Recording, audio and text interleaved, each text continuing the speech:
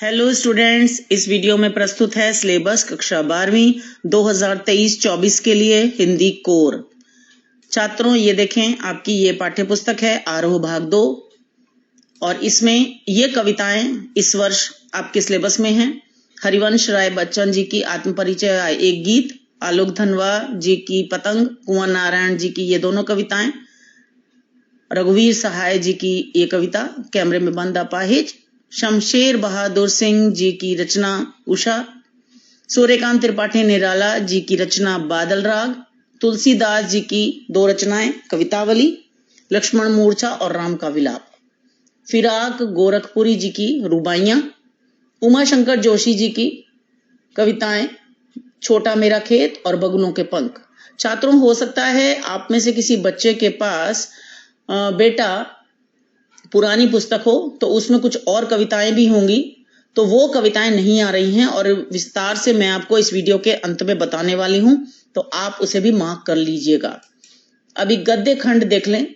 महादेवी वर्मा का पाठ भक्तिन, जैनेन्द्र कुमार जी का पाठ बाजार दर्शन, धर्मवीर भारती का पाठ काले मेघा पानी दे, फणीश्वर नाथ रेणु जी की का जो पाठ है पहलवान की ढोलक, हजारीप्रसाद द्विवेदी जी का पाठ शिरीष के फूल और बाबा साहेब भीमराव अंबेडकर जी के ये दोनों चैप्टर्स आ रहे हैं।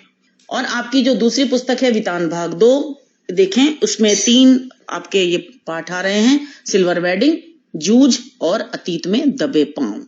अब हम विस्तार से जानते हैं। आपको पता है आपका हिंदी आधार हिंदी कोर, उसकी कोड संख्या है 302 और प्रश्न पत्र आपका 2 खंडों में होगा, जिसमें खंड अ में आपको वस्तुपरक यानी एमसीक्यू प्रश्न पूछे जाएंगे। 40 प्रश्न होंगे, 40 के ही उत्तर देने हैं। और खंड ब में वर्णनात्मक यानी सब्जेक्टिव यानी जिनके आपको उत्तर पूरे लिखने हैं वो होंगे। और इसमें आपको आंतरिक विकल्प दिए जाएंगे यानी इंटरनल चॉइस होगी, आप उसमें से जो आपको अच्छा आता हो, कहीं कहीं होगी तो वो आप करेंगे। अभी मैं और विस्तार से बताने वाली हूं। देखें, आपका कुल जो प्रश्न पत्र होता है वो होता है आपका 80 अंक का। लेकिन अभी यहां पर आप देखें, अभी आपको इस वीडियो में मैं आगे समझाने वाली हूं पूरा। आपका लिखित पेपर तो होता है 80 अंक का, तो और 20 अंक जो होते हैं वो आपके स्कूल से भेजे जाते हैं, जिनमें आपका आकलन होता है विभिन्न प्रकार से, वो आगे बताऊंगी। तो अभी हम देखते हैं पहला खंड जो है एमसीक्यूज। तो पहला जो प्रश्न होता है वो आपका होता है अपठित बोध से संबंधित एमसीक्यू। तो पहले में अपठित गद्यांश आएगा, 10 प्रश्न होंगे एमसीक्यूज और एक नंबर का एक। उसके बाद अपठित पद्यांश होगा जिसमें आपको 5 प्रश्न दिए जाएंगे, वो भी एमसीक्यू और एक अंक का एक प्रश्न। इस तरह से टोटल 10 और 5 15 अंक का आपका अपठित हो गया। फिर आपका आता है अभिव्यक्ति और माध्यम पुस्तक। इसका ध्यान रखें कि आपके एमसीक्यू जो आने वाले हैं वो आने वाले हैं पाठ संख्या 3, 4 और 5 पर आधारित। ठीक है, अभिव्यक्ति माध्य देखिए, इसमें इकाई संख्या 1 से पाठ संख्या 3, 4 और 5 में फिर बता रही हूं, जिसमें से 5 प्रश्न आपको पूछे जाएंगे, बहुविकल्पात्मक, एक अंक का प्रत्येक प्रश्न होगा। फिर आपकी जो मुख्य पाठ्य पुस्तक है आरोह भाग 2, इससे आपको एमसीक्यू पूछे जाएंगे। आपको काव्यांश दिया जाएगा जो आपके सिलेबस में कविताएं हैं और उस पर आधारित आपको 5 एमसीक्यू प्रश्न पूछे जाएंगे, एक अंक का प्रत्येक प्रश्न होगा। फिर आपके जितने भी गद्य पाठ हैं, गद्य खंड में भक्तिन वगैरह जो पाठ हैं आपके, उनमें किसी पाठ से आपको पठित गद्यांश दिया जाएगा और 5 एमसीक्यू प्रश्न होंगे, तो वो आपको उस गद्यांश के आधार पर उत्तर देने होंगे, 5 अंक का ये होगा। फिर आपकी जो पूरक पाठ्य पुस्तक है वितान, उससे बहुविकल्पात्मक प्रश्न आएंगे। अब इससे जो बहुविकल्पात्मक आपके प्रश्न आ रहे हैं ये 10 अंक के आ रहे हैं। और छात्रों, इसका काफी ध्यान रखना है आपने। केवल 3 पाठ आपके सिलेबस में हैं लेकिन 10 प्रश्न आ रहे हैं। तो आप देखें, इसमें आपको काफी, अगर आपने कहानियां अच्छे से पढ़ी हैं तो आप अच्छी तरह उत्तर दे पाएंगे। विस्तार से पढ़िएगा कहानियां। तो 10 प्रश्न, एक अंक का एक प्रश्न, तो इस तरह से 10 अंक का ये हो गया। अब आपका शुरू होता है वर्णनात्मक प्रश्न, यानी जो आपके जिनके प्रश्नों के आपको उत्तर लिखने हैं, इनमें आपको शब्द सीमा भी ध्यान रखनी होगी। तो अब आप देखें कि इसमें अभिव्यक्ति माध्यम जो आपकी पाठ्य पुस्तक है उसमें जो जनसंचार और सृजनात्मक लेखन वाला है खंड, उसमें आपको पाठ संख्या 3, 4, 5, 11, 12 और 13 पर आधारित आपको प्रश्न पूछे जाएंगे। तो कैसे, इसको समझ लेते हैं हम। आपको दिए गए 3 अप्रत्याशित विषयों में से किसी एक विषय पर लगभग 120 शब्दों में रचनात्मक लेखन लिखना है। रचनात्मक लेख आएगा आपको लिखने के लिए। इसमें आप काल्पनिकता का और विवरण का इस्तेमाल करते हुए कई प्रकार से ये लिखा जा सकता है। आपकी पुस्तक में उदाहरण भी दिए हुए हैं और आपको इसमें एक रचनात्मक लेख लिखना होगा और इसमें चॉइस आती है। आपको जो अच्छी तरह से आता हो आप उसे लिखेंगे लगभग 120 शब्दों में। लेकिन शब्द कोई एग्जामिनर गिनता नहीं है, अंदाजा होता है। तो आपका लगभग 1 सवा पेज का ये होना चाहिए। ठीक है, 6 अंक का ये प्रश्न होगा। अब आप देखें इसमें अब और अन्य कौन से प्रश्न हो सकते हैं। कहानी का नाट्य रूपांतरण या रेडियो नाटक या अप्रत्याशित विषयों के लेखन पर आधारित 2 प्रश्न विकल्प सहित, इसमें भी विकल्प दिए जाएंगे। लगभग 40 शब्दों में इनके उत्तर लिखने होंगे। तो 2-2 अंक के होंगे ये प्रश्न। तो 2 प्रश्न 2-2 अंक के, तो 4 अंक के हो गए। फिर आता है आपका पत्रकारिता और जनसंचार माध्यमों के लिए लेखन पर आधारित 3 में से 2 प्रश्न, है ना। 3 प्रश्न दिए होंगे, यहाँ पर विकल्प होंगे आपको। तो आपको जो अच्छे से आते हैं आप उनको करें। 3-3 अंक के होंगे। इनके जो उत्तर आपको लिखने हैं 60 शब्दों में, यानी थोड़े बड़े। जो आपको ऊपर वाला मैंने बताया है जिसके 40 शब्दों में लिखने हैं छात्रों, उसके आप लगभग 3-3.5 लाइनों में आप उत्तर दे दें और जिसके 60 शब्दों में लिखें उसके 5-6 लाइनों में तो आप उत्तर दें।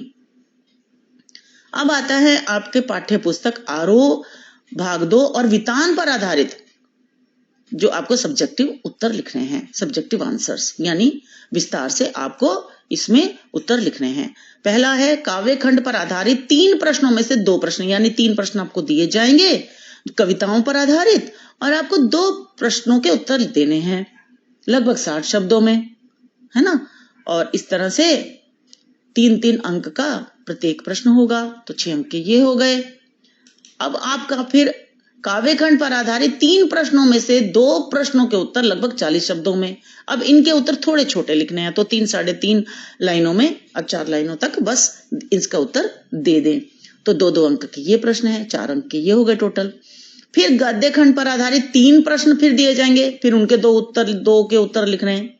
जो अच्छे से आते हों उन्हें आप सॉल्व कीजिएगा लगभग 60 शब्दों में। तो 5-6 लाइनों में इसके उत्तर देना है आपको, 3 अंक का प्रत्येक प्रश्न। इस तरह से 6 अंक का ये हो गया। फिर गद्य खंड पर आधारित 3 प्रश्न और दिए जाएंगे। उनके उत्तर थोड़े छोटे लिखना है, जिसमें से आपको 2 प्रश्नों के उत्तर देने हैं और इनके आप 3-4 लाइनों में इनके उत्तर आप लिखेंगे। 2-2 अंक का प्रत्येक प्रश्न होगा उत्तर, है। उसके बाद वितान पर आधारित आपको फिर 3 प्रश्न दिए जाएंगे और 2 करने हैं। इंटरनल चॉइस दी हुई है, तो आपको जो अच्छे से आता हो आप उसके हल कीजिएगा। इनके उत्तर भी आपको 3-4 लाइनों में लिखने हैं, 4 लाइनों से ज्यादा में ना लिखें। 2-2 अंक का प्रत्येक प्रश्न होगा। ठीक है, इस तरह से अभी मैंने आपको पहले जब मैंने ये वीडियो शुरू की तो मैंने आपको बताया कि आपका 100 अंक का प्रश्न पत्र होता है, लेकिन प्रश्न पत्र जो लिखित होता है वो 80 अंक का होता है। तो 20 अंक कौन से होते हैं, ये आपके होते हैं श्रवण और वाचन, यानी ASL, listing skill, speaking skill. इनके 5-5 अंक का होता है, जो आपकी स्कूल की टीचर लेती हैं, बोर्ड में नंबर भेजती हैं। तो 5 नंबर का श्रवण, 5 नंबर का वाचन, टोटल 10 नंबर का। और परियोजना कार्य जो आपने प्रोजेक्ट वर्क किया होगा, फाइल बनाई होगी, फिर उसका वाइवा लिया होगा आपकी टीचर ने, उसके 10 अंक होते हैं। वो 10 अंक, तो टोटल 10 और 10 20। तो इस तरह से 20 अंक आपकी जो शिक्षिका हैं जो आपको हिंदी पढ़ाती हैं वो आपके बोर्ड में भेजेंगी अंक। तो इस तरह से 100 अंक कुल हो गए। और आप ये देख ही रहे हैं, निर्धारित पुस्तकें आपकी ये हैं जो मैंने आपको तस्वीर भी दिखा दी और अब देख भी लें। आरोह भाग 2, वितान भाग 2, अभिव्यक्ति और माध्यम। ठीक है, अब एक जरूरी बात, बहुत जरूरी, आपकी पाठ्य पुस्तक जिन बच्चों की, जिन छात्रों की पाठ्य पुस्तक, फिर कह रही हूं पुराने संस्करण हैं जिनके, है ना, तो उनमें अगर ये पाठ दिए हुए हैं तो बेटा आपको ये पाठ नहीं पढ़ने हैं, ये पाठ एग्जाम में नहीं आ रहे हैं। इसलिए वीडियो की शुरुआत में भी मैंने पाठों के नाम लिख दिए हैं। तो आप ये देखें, गजानन माधव मुक्तिबोध की कविता सहर्ष स्वीकारा है नहीं आ रही है। फिराक गोरखपुरी की गजल नहीं आ रही, विष्णु खरे जी का पाठ चार्ली चैपलिन यानी हम सब नहीं आ रहा, रजिया सज्जाद जहीर का नमक पाठ नहीं आ रहा है, और वितान भाग 2 में पाठ अगर आपके है ये एन फ्रैंक का डायरी के पन्ने तो ये भी नहीं आ रहा है, आपको ये पाठ नहीं पढ़ने हैं। छात्रों, मुझे आशा है कि ये जानकारी आपको अवश्य ही लाभदायक होगी। तो मिलते हैं अगली वीडियो में सैंपल पेपर और अंक योजना के साथ। धन्यवाद।